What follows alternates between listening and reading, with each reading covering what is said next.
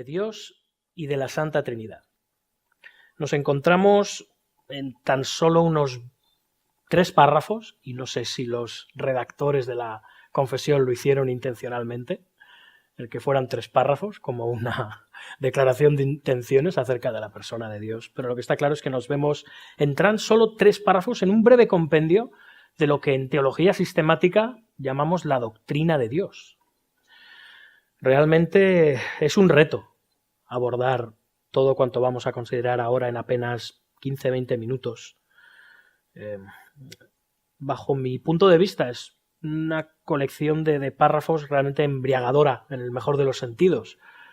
Posiblemente quizá la que más de toda la confesión, porque cuando uno empieza a leer todo aquello que Dios es, y aún podemos pensar todo lo que nos dejamos, realmente es extasiante en el mejor de los sentidos, repito.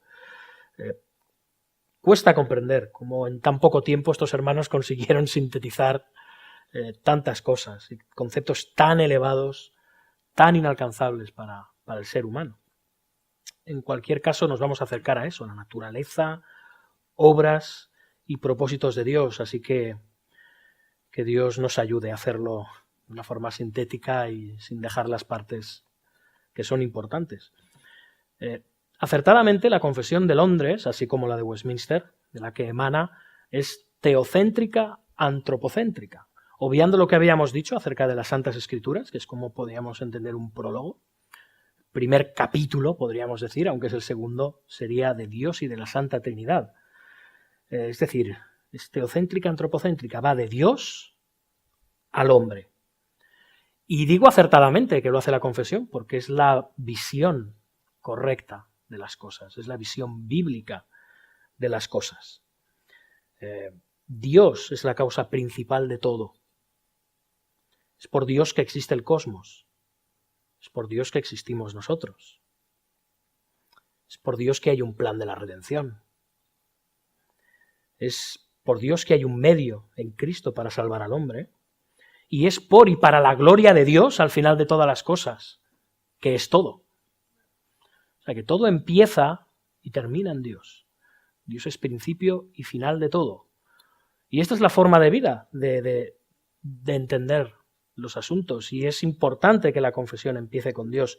Y nosotros, al enseñar las Escrituras, al proclamar el Evangelio, al enseñar, aconsejar, exhortar a otros en nuestra vida de adoración y de santidad, debemos empezar siempre, siempre por Dios.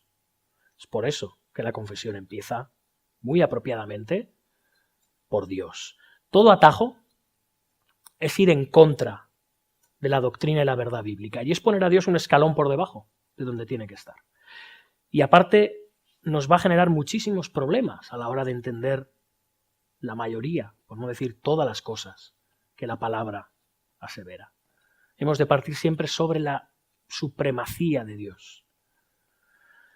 Y es lo que hace la confesión. Y empieza en el párrafo 1, hablando de una forma, decíamos, muy sintética acerca de los atributos de Dios.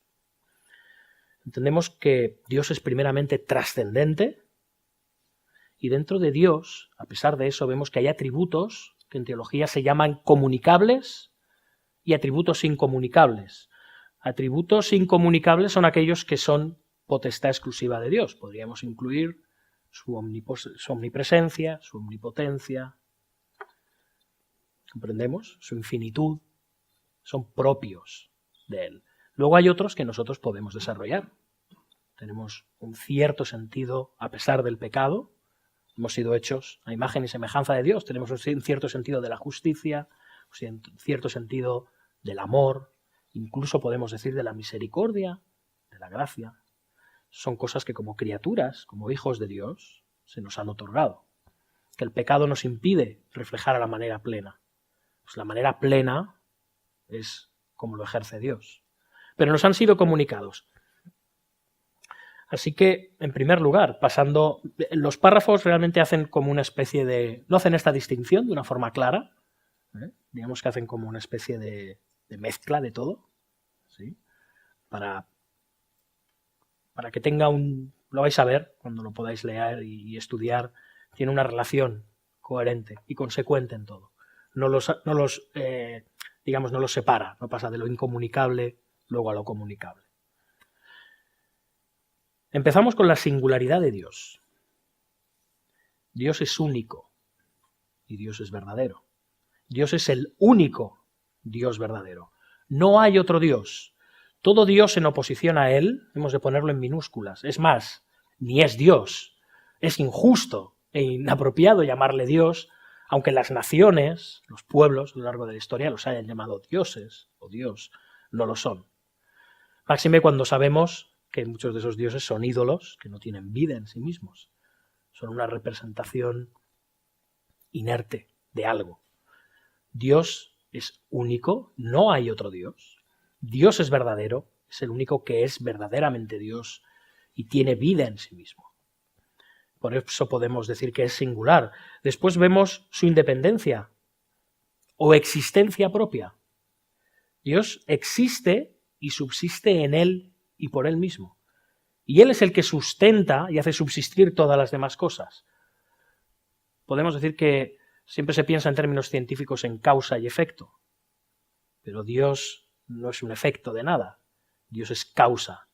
Siempre ha sido causa. Él es la causa de todo. Él existe en sí mismo y por sí mismo. Después podemos ver su incomprensibilidad, el misterio de Dios. En esencia, Dios no puede ser comprendido, no puede ser entendido plenamente por nadie, salvo por Él mismo. Decían en la Edad Media los teólogos de la Edad Media que lo finito no puede comprender lo infinito. Aunque sí que Dios, aunque no es comprensible en un sentido pleno, sí que es cognoscible. Podemos conocerle. Podemos conocer todo aquello que Él ha querido revelar a los hombres, conforme a su propósito y conforme a su voluntad. Pero siempre hemos de acercarnos a Dios con la perspectiva clara del misterio de Dios. Pues es algo totalmente distinto a lo que somos nosotros.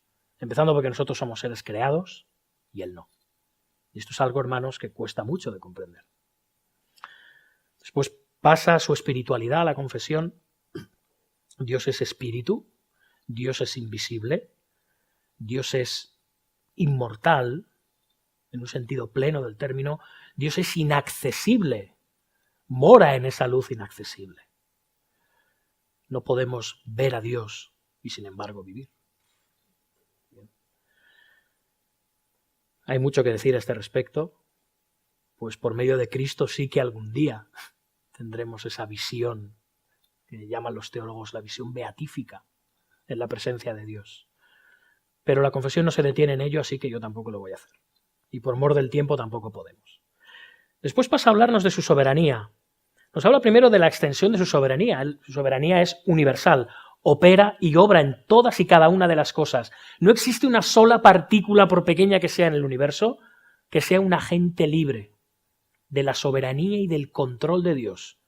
Pues esa pequeña partícula sería suficiente para generar el caos. Nada escapa al control soberano de Dios. En las cosas creadas, en las cosas ocurridas que ocurren y que ocurrirán. Su soberanía lo abarca todo. Y es un gobierno, es una soberanía que la hace en plena justicia. Y conforme siempre, como veremos en el capítulo 2, conforme al propósito de su voluntad, la cual es santa y la cual es justa.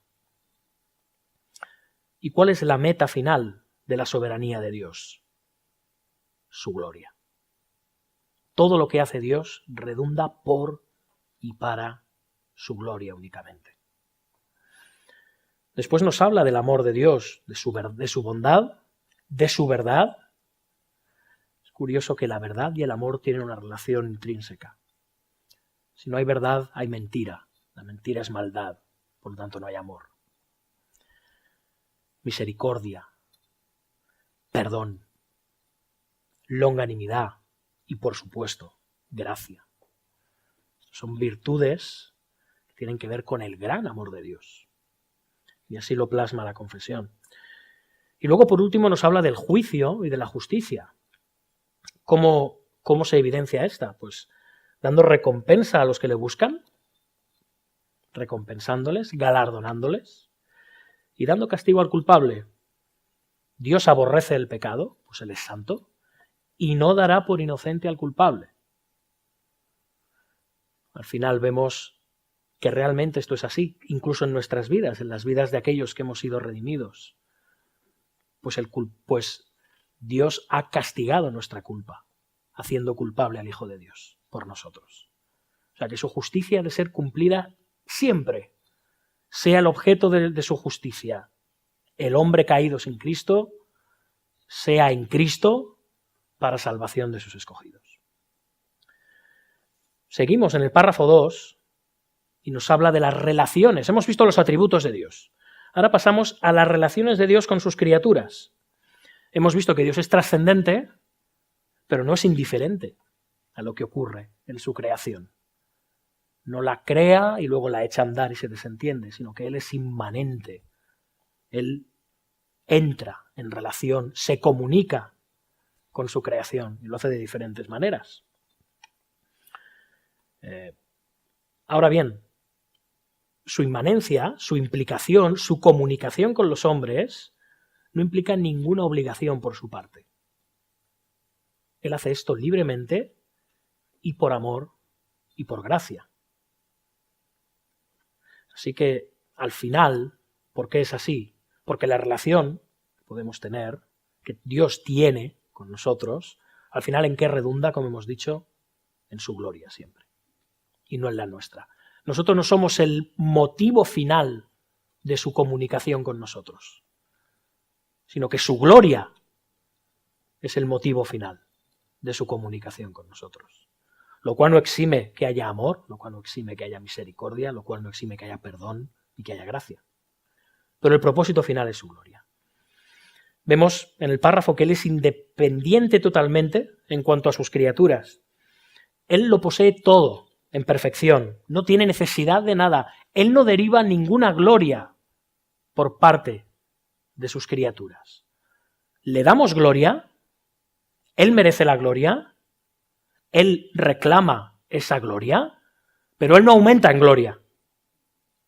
Él es. Dios es inmutable. Dios es el mismo, antes, ahora y siempre. Él no varía por la gloria que le demos. Esto es algo que debemos de comprender también, así lo aclara la confesión. Luego vemos el dominio soberano que tiene sobre todas las criaturas. Él es de quién, por quién y para quién son todas las cosas. Y Él ejerce dominio sobre todas ellas según le place. De nuevo, ¿con qué motivo? Para alabanza de la gloria de su nombre. Y cuanto más bendecidos seamos, cuanto más amados seamos, más redundará eso en su gloria. Y cuanto más gloria tenga Él, querrá decir que más bendecidos y amados somos. Después nos habla del conocimiento absoluto que Él tiene sobre nosotros. Ante Él todas las cosas están abiertas y desnudas. Somos como un libro abierto. Al mismo tiempo, Él es infalible en sus juicios, en su conocimiento y en su entendimiento de todo. Dios no aprende. Dios no se sorprende. No hay ninguna contingencia que pueda hacer que algo que Él pensaba tenga que cambiarlo. Sus planes tienen un propósito definido y concreto. No se ven alterados por absolutamente nada. Él declara desde el principio al final. Él lo conoce absolutamente todo.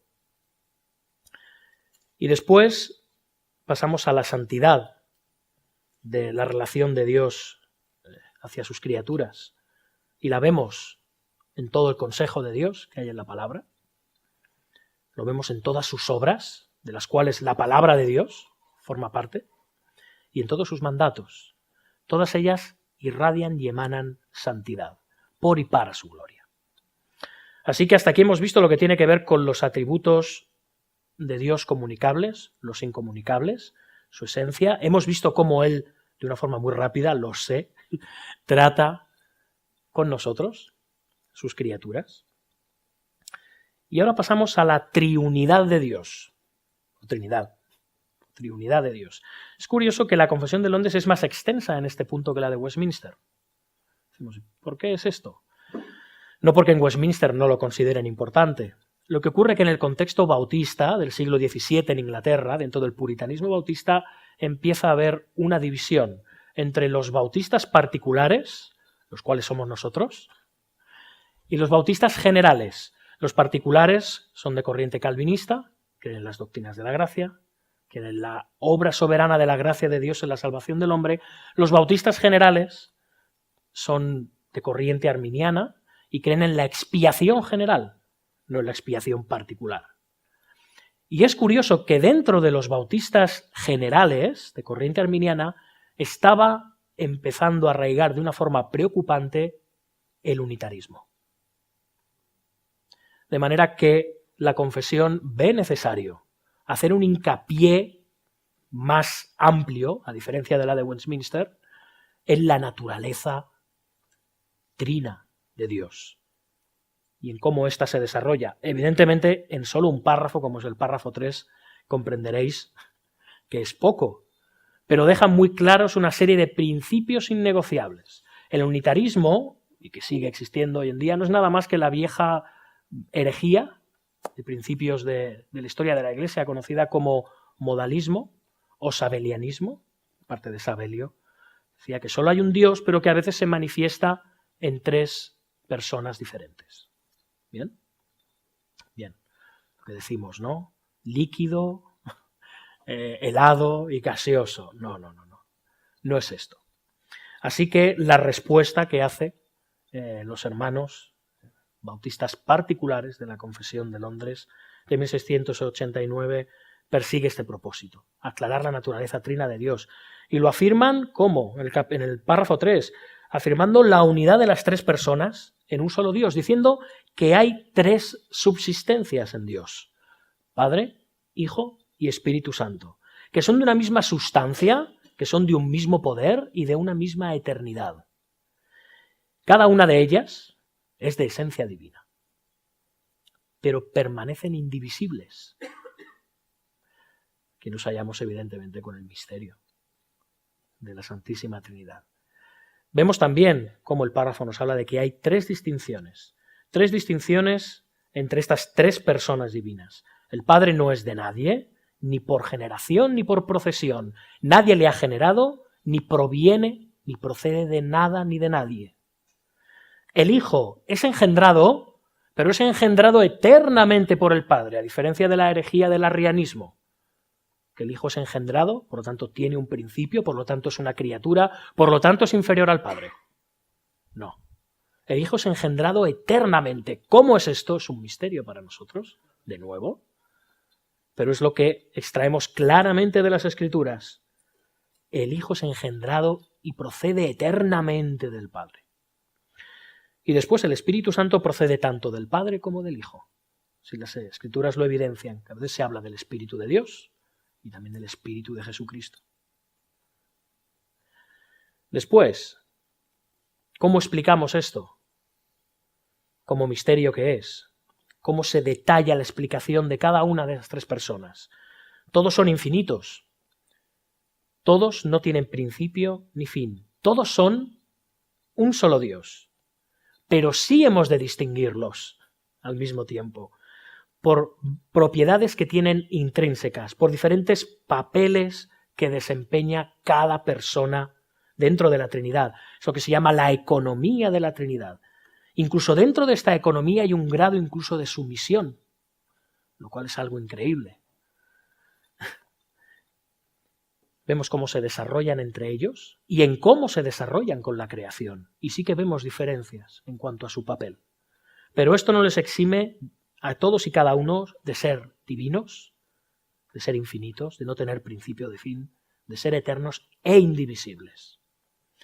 Y vemos que es pertinente que se haga esta aclaración, porque como dice al final el último párrafo, el párrafo 3 de este capítulo 2 de la Confesión de Fe, la Trinidad es el fundamento de toda nuestra comunión con Dios y nuestra consoladora dependencia de Él. Con relación a la doctrina de la Santísima Trinidad, tenemos este libro de Stuart Olyott, Los tres son uno, también servido y ofrecido por Editorial Peregrino, de una forma muy sencilla, trata el tema de la Trinidad. Y estoy diciendo sencillo porque entendemos que todos los que estamos haciendo este curso no tenemos el tiempo que a lo mejor un hermano que esté en el seminario tiene. Hay otros libros, también la exposición que hace Calvino en la Institución Cristiana acerca de la Trinidad es extraordinaria. Pero este libro es una muy buena introducción en cuanto a la doctrina de la Santísima Trinidad.